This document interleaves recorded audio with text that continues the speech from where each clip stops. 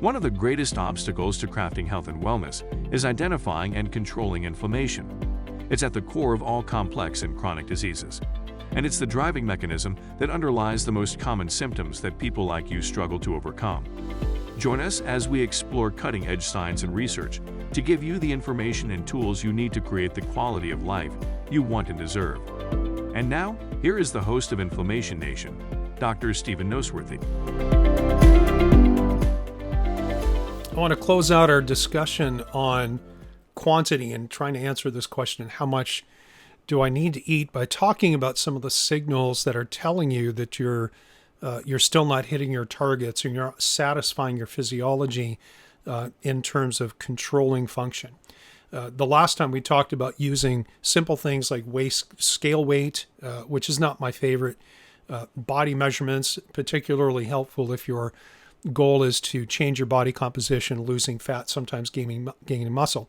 But there are some other things that are maybe some more universally important things to take a look at. And I'm going to give you an acronym which might make it a little bit easier to remember these things. And I'll tell you, it's not spelled correctly from the get-go. But the acronym is B.E.A.C.H.S, and that's B.E.A.C.H.S. B.E.A.C.H.S. And each letter stands for something specific. And the first thing is brain. B stands for brain. When you're eating enough food, your brain should be functioning pretty well. Now, I'm going to say with the caveat, all other things being equal, because there are reasons other than calorie deficits or calorie excess that can cause you to have things like brain fog or focus and concentration issues. But one of the main reasons is that. Now, if you are controlling those other mechanisms, if you have them in play, and your diet is the main cause of your brain symptomatology, then of course you shouldn't have brain fog or focus, concentration issues, that kind of stuff. So the first thing is to do just kind of a brain check.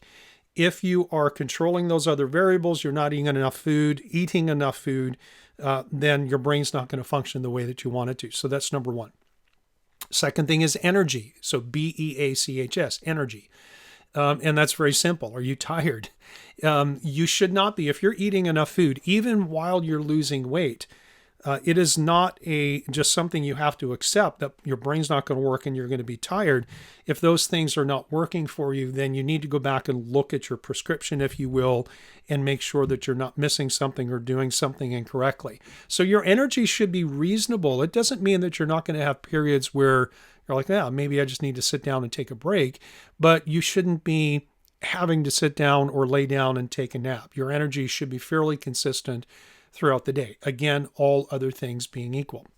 The next letter in the acronym is A, and I'm using that to denote some degree of anxiety or jittery and nervousness. And again, it's not to mean that all states of anxiety come from not feeding your body properly, but not feeding your body properly, either by underfeeding or overfeeding, certainly can lead into, for different reasons, can lead into states of being nervous, jittery, or anxious. Then cravings, C is cravings. You simply shouldn't be craving sweets if you are feeding your body properly. Again, all things being equal, other things being equal.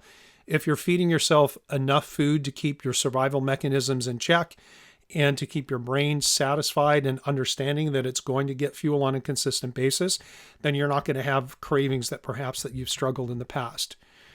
The last two things are hunger and sleep. And so just like you really shouldn't have any cravings, if you are intentionally consuming less calories than maybe you need to maintain your body weight, but you're doing so because you're trying to recomposition your body, lose body fat, increase muscle mass, you shouldn't be walking around just hungry all the time.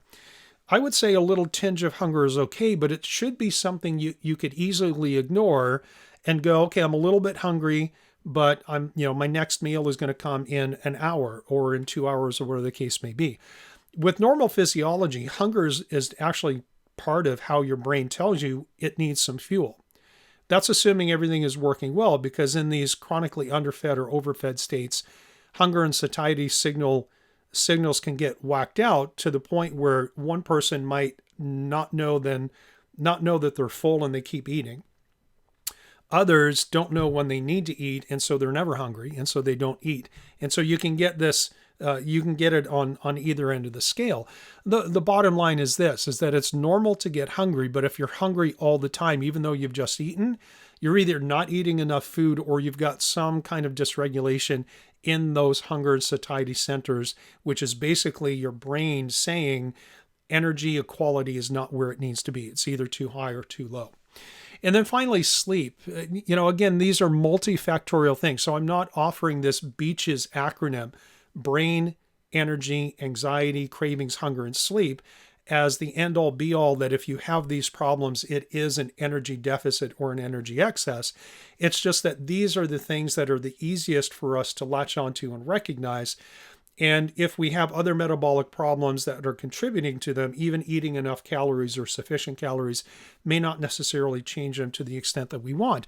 But nevertheless, your ability to fall asleep, stay asleep, sleep deeply, and wake up refreshed and ready for the next day is very much driven by energy metabolism, particularly during the nocturnal period while you're sleeping, but also the impact of the day that you had leading up to the point where you went to bed. So for example, if you spend the majority of your day with some kind of energy disruption and dysregulation, you're just not eating enough food, or you're constantly eating too much and your blood sugar and insulin is spiking, or your blood sugar is dropping and all that kind of stuff, it's very hard for your brain to settle into consistent energy usage patterns while you're sleeping to allow you to sleep with a normal restorative system or cycle. And so whether it's your brain, whether it's your energy levels, whether it is any state of anxiety or being nervous or jittery, whether it is cravings or constant hunger or disruption in your sleep cycle, most of those things tend to improve, if not completely resolve, when you're optimizing your diet, right? So quantity is the number one thing that we start with. It's the first digit in the combination that unlocks the optimized diet for you as an individual person. So we'll keep this one short today, just simply because I want to get out of our quantity discussion and move on to the next one, which is going to take us several different episodes in this segment to cover. And that is talking about not how much you eat or quantity, but talking about what you eat in terms of macros, quality, and content. So stay tuned. More is coming on the Inflammation Nation. Thank you so much for listening to the Inflammation Nation. If you found this episode valuable, please rate, review, and subscribe to our podcast. Be the first to know when a new episode drops so that you can stay on top of your game.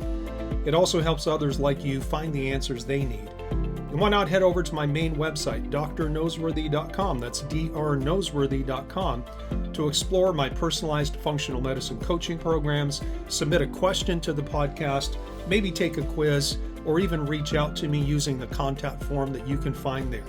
We'll see you next time.